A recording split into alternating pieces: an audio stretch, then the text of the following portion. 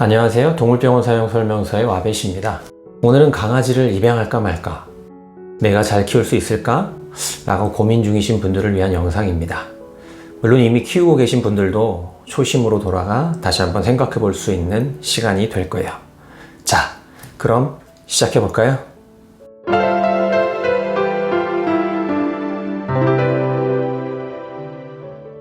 강아지들을 키우고 싶다고 현실적인 조언을 구하는 분들이 많은데요. 오늘은 정말 현실적인 얘기를 해보도록 할게요. 키울까 말까 고민 중이신 분들이라면 저는 가능한 키우지 마세요 라고 조언해요. 고민한다는 이유는 키우는 데 있어서 여러 가지 제약이 있다는 것이고, 아무래도 그런 상태에서 키우다 보면 강아지도 보호자도 현실적으로 힘들어질 가능성이 높기 때문이에요.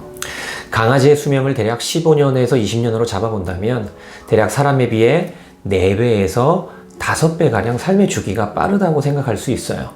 그 말은 보호자는 귀여운 아기 강아지를 생각하고 키우기 시작했는데 1년이 지나면 벌써 어른이 되어버리고, 3, 4년이 지나면 중년이 되어버리고, 다시 3, 4년이 지나면 노년이 되어버린다는 거예요. 귀여운 아기 강아지를 상상하고 키우기 시작했지만 그 기간은 채 1년이 되지 않는다는 거예요. 더더군다나 10년가량이 지나면 노년에 속하기 때문에 사람과 마찬가지로 보살펴주고 수발해줘야 하는 상황이 생길 수도 있다는 거죠. 강아지를 키우는 데 있어서 비용도 꼭 고려해야 할 상황이에요. 일단 아기 강아지를 입양했을 때 초기 들어가는 비용은 6차에 걸친 예방접종, 매달 심상사상충 예방, 항체가 검사, 중성화 수술, 이 모든 것이 입양한 후 보통 6개월 안에 다 이루어지는데, 여기까지만 대략 100만 원에서 120만 원의 비용이 들어가요. 물론 여기에 사료 비용, 패드 비용, 집, 쿠션, 장난감, 옷, 간식, 미용비 등등을 더한다면 그 비용은 훨씬 더 커지게 되죠. 특별히 아픈 일이 없다는 가정이에요. 만약에 아기 강아지가 구토하거나 설사하거나 기침하는 등의 질병에 걸린다거나 좀 더 치명적인 전염성 바이러스 질병에 걸린다면 예상할 수 없는 큰 비용이 들어갈 수도 있어요. 이런 상황을 차치하고서라도 기본적으로 강아지에게 한 달에 최소 10만 원에서 30만 원 가량을 투자할 수 있는 경제적인 여유가 필요한 건 사실이에요. 흔히들 강아지를 키우시려는 이유를 물어보면 너무 예뻐서, 귀여워서, 아니면 외로워서 라고 말해요. 강아지를 키우는 것은 출산을 통해 아이를 낳고 키우는 것과 저는 다르지 않다고 생각하거든요. 나의 즐거움과 위로를 위해서 아이를 낳고 키우시는 분은 없으시겠죠. 아니, 처음엔 그렇다고 하더라도 이 아이를 잘 키우려면 부모님의 보살핌과 함께하는 시간이 필수적이잖아요. 강아지도 마찬가지예요. 강아지와 함께 할 수 있는 시간이 많아야 해요. 강아지는 분명 보호자만 기다리면서 살 테니까요. 집 안에서만 지내고 하루 종일 보호자만 기다리면서 지낸다는 것은 강아지에게 엄청난 스트레스일 수 있어요. 주기적인 산책과 밖 활동을 해주실 수 있는지 꼭 생각해 보셔야 해요. 물론 경제적인 여유가 있으시다면 강아지 유치원 같은 곳에 매일매일 보내주시거나 펫시터에게 도움을 청하는 것도 방법이긴 해요.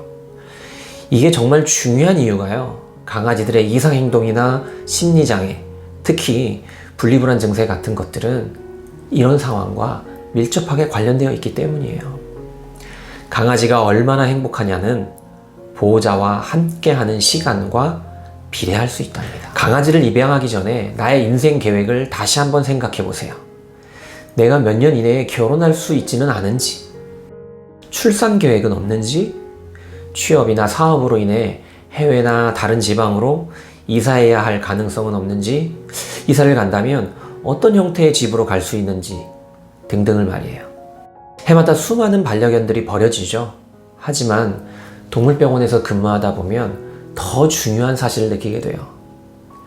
반려동물을 버리는 사람보다 버리거나 파양하지는 않지만 현실적인 문제로 방치하는 경우가 생각보다 많다는 거예요. 바쁘다는 이유로 집안 베란다에 가둬놓고 사료만 주는 경우, 결혼하면서 시골에 계신 부모님 댁으로 보내지는 경우, 친구에게 그냥 맡겨두는 경우, 동물병원이나 펫샵에 장기 위탁이나 매일매일 위탁하는 경우들이에요. 이게 왜 방치냐고요? 방치가 맞습니다. 물론 시골의 부모님이나 친구, 호텔링하는 곳의 직원들이 정말 예뻐하고 잘 케어해 줄 수도 있어요. 하지만 강아지의 입장은 절대 그렇지 않을 거예요. 난 엄마랑 살고 싶은데 강제로 이모네 집에서, 할머니 집에서 살게 하는 거거든요. 그게 좋은 엄마는 아니잖아요.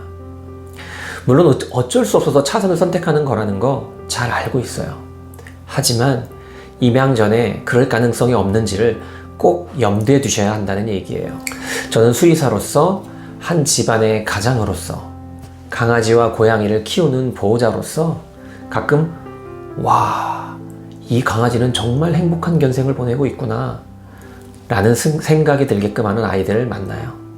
그런 경우는 대부분 보호자가 강아지와 함께하는 시간이 아주 많은 경우들이에요. 나이가 많은 강아지가 노년에 치매와 퇴행성 질병을 앓고 잘 먹지도 못하고 움직이기도 어려운데 지극정성으로 밥도 먹여주고 똥 오줌도 짜주고 아프지 않게 주기적으로 병원 검진을 통해 약도 먹여주고 데리고 산으로 들로 바다로 가서 새로운 냄새도 맡게 해주고 이렇게 케어해주는 경우를 보면 보호자님도 정말 대단해 보이고요. 강아지도 정말 행복해 보인답니다. 물론 현실적으로 저도 그렇게까지 해주기는 힘들 것 같아요. 저도 아주 좋은 보호자는 아니라는 거죠. 강아지를 가족으로 들인다는 것 절대 쉽게 생각하고 결정할 일이 아니에요. 물론 같이 살기 시작하면 금세 정이 들고 사랑하게 될 거예요. 그때부터는 돌이킬 수가 없잖아요. 입양을 실행하기 전에 고민하고 또 고민하시길 바랄게요. 오늘 내용을 보니 너무 부정적인 내용만 가득한 것 같네요.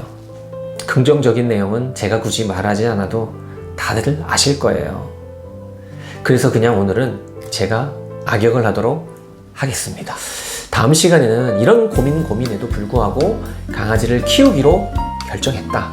그렇다면 어떤 품종을 어떤 경로로 어떻게 입양하는 게 좋을지, 그리고 강아지를 키우기 위해 알아야 할 것과 준비해야 할 것은 무엇인지에 대해서 알아보도록 할게요. 오늘 내용이 조금이라도 도움이 되셨다면 좋아요와 구독 부탁드리고요. 궁금한 점이나 다른 의견은 댓글로 남겨주세요. 최대한 답변해 드릴게요. 이상 동물병원 사용설명서의 와베시였습니다. 감사합니다.